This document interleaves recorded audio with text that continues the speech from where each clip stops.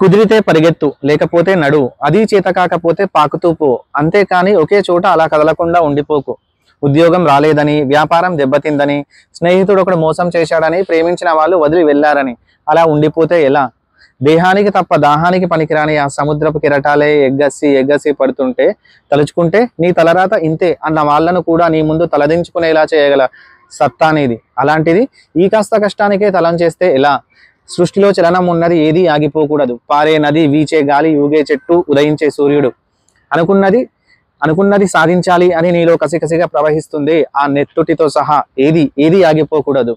లే, బయలుదేరు. నిన్ను కదలనివ్వకుండా చేసిన ఆ మానసిక బాధల సంఖ్యలను తెంచేసుకో. పడ్డ చోటు నుంచే పరుగు మొదలుపెట్టు. నీ పరుపు నిన్ను చీదరించుకోకముందే బద్ధకాన్ని వదిలేయి. నీ అద్దం నిన్ను ప్రశ్నించకముందే సమాధానాన్ని వెతుక్కో. నీ నీడ నిన్ను వదిలి వెళ్ళకముందే వెలుగులోకి వచ్చేయి. మళ్ళీ చెబుతున్నా, కన్నీరు కారిస్తే కాదు, చెమట చుక్క చిందిస్తేనే చరిత్రను రాయగలవని తెలుసుకో. చదివితే ఇవి పదాలు మాత్రమే, ఆచరిస్తే అస్త్రాలు. నాకు బోర్ కొట్టినప్పుడల్లా నేను ఇట్లాంటివి చదువుతుంటాను. This is written by none other than the great Shri. So ఇట్లాంటివి చదువుతుంటే మనకు కిక్ వస్తుంది. బోర్ కొట్టినప్పుడల్లా అరే మనం ఏం చేయలేము అది ఇది అనుకుంటాం కదా.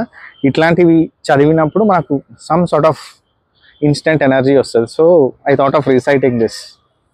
అంటే చిన్నప్పుడు నేను సుభాషిత రత్నాల్లో నేర్చుకున్నది. అనగననగ రాగమతి శైల చిండును, తినగ తినగ వేము తీయనుండు, సాధనమున పనులు సమకూర ధరలోన, విశ్వదాభిరామ వినరవేమ.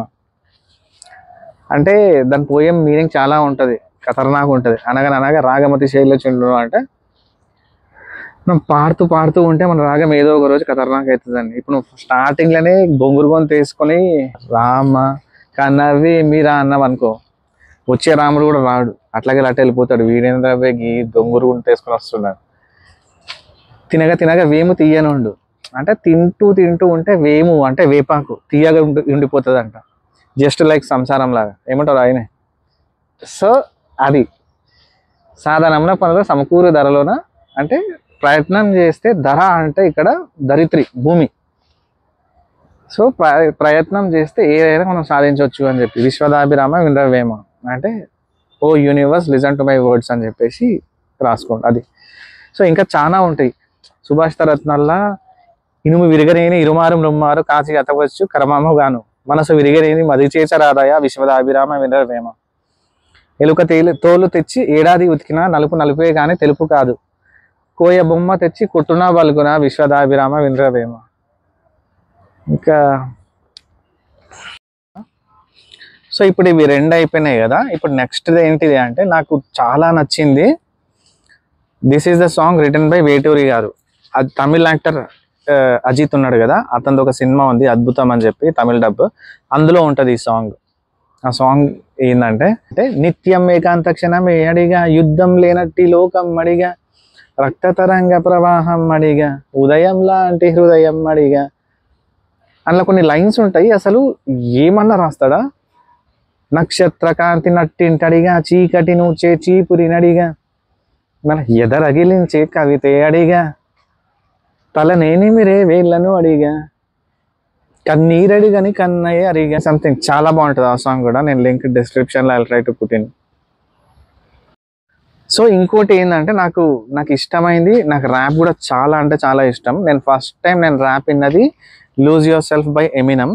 ఇంజనీరింగ్ సెకండ్ ఇయర్లో ఉన్నప్పుడు మా ఫ్రెండ్ ఒకడు పాడుతుంటే, వాడేంద్ర చదువుతుండు అంటే, అది చదవడం కాదు దాన్ని ర్యాప్ అంటారు, అది అట్లనే ఉంటుంది అని చెప్తే, when I was in 25 or 26 అప్పటి నుంచి నేను ర్యాప్ని చాలా సీరియస్గా వినడం స్టార్ట్ చేసినాను. ఆ లూజ్ యువర్ సెల్ఫ్ సాంగ్ 1,00,000 సార్లు విని ఉంటా.